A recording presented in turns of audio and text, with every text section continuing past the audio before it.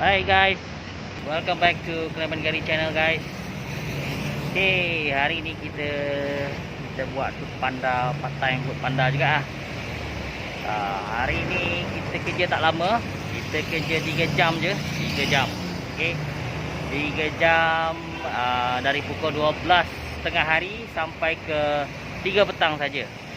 Okay, area masih lagi area Bukit Bintang, Times Square, KLCC, Pavilion ataupun belakang sana Jalan Berangan, area The Well sana. Okey, so target tak banyak hari ni. Cukuplah kalau ada 6 ke. Tapi selalunya peak hour, time lunch hour pukul 12 tu adalah rezeki.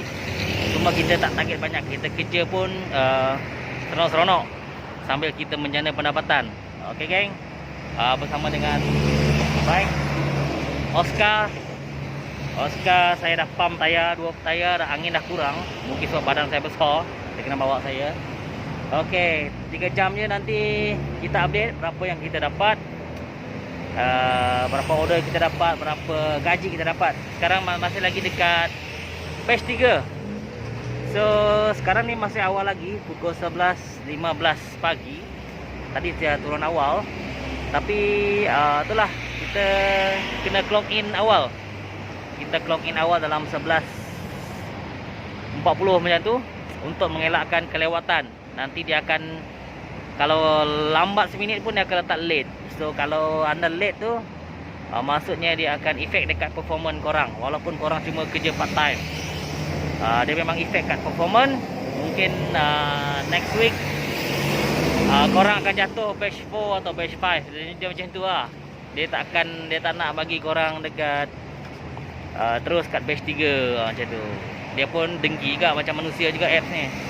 Okay, so untuk elakkan performance korang drop ataupun jatuh batch, jangan lewat, jangan lambat clock in. So clock in spot kat sini, saya selalu clock in depan Times Square.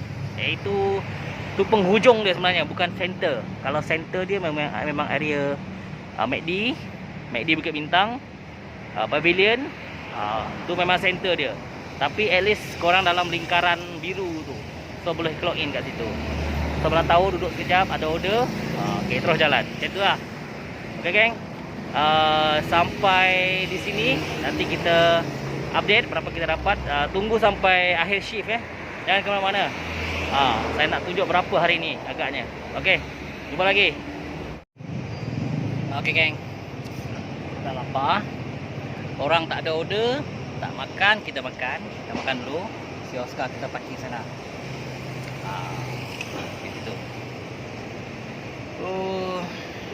Boleh tahan hari ni. Tapi lepas pukul 2 tak ada order. So pisang, perut pun dah lapar. Cuaca agak gelap sekarang ni. Harap-harap tak hujan lah sebelum saya habis shift. Sekarang pun dah dekat pukul 3, pukul 2.45. So sekejap lagi saya akan habis shift. So far tak ada order. Pukul 2 ni ada 1 order je pukul 2. Tapi dalam pukul 12 tadi saya start, 12 sampai 1 dia memang berdezup. Boleh tahan lah. Okey lah, 3 jam kerja kan. Okey, apa-apa pun ni kita makan dulu. Okay, si Oscar pun rehat jap. Nanti kita sambung celoteh. Okay guys, aku baru je habis shift. Shift aku 3 jam. So puji Tuhan, aku ada, korang tengok kat sini nanti, aku ada 7 order. Okay, 7 order dalam masa dari pukul 12 sampailah pukul 2. Lepas tu dia dah slow dah. 1 jam lepas tu tak ada order dah. Tak ada orang makan kot. Okay, so 3 jam aku kerja. Aku dapatlah ni payment dalam RM36 plus macam tu.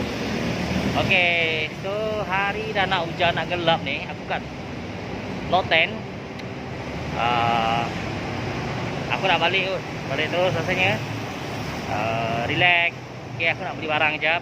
Okay, kalau korang ada apa-apa pertanyaan, apa korang nak tanya, apa-apalah pasal food panda ke, korang boleh lah tulis komen kat bawah ni. Okay, jangan lupa guys, like, subscribe, komen, dan share. Okey, sampai kita jumpa lagi di video-video yang akan datang. Okey, aku kerja 3 jam, aku dapat 7 order. Payment aku RM36 macam tu. Okey, mau tengok nanti. Bye.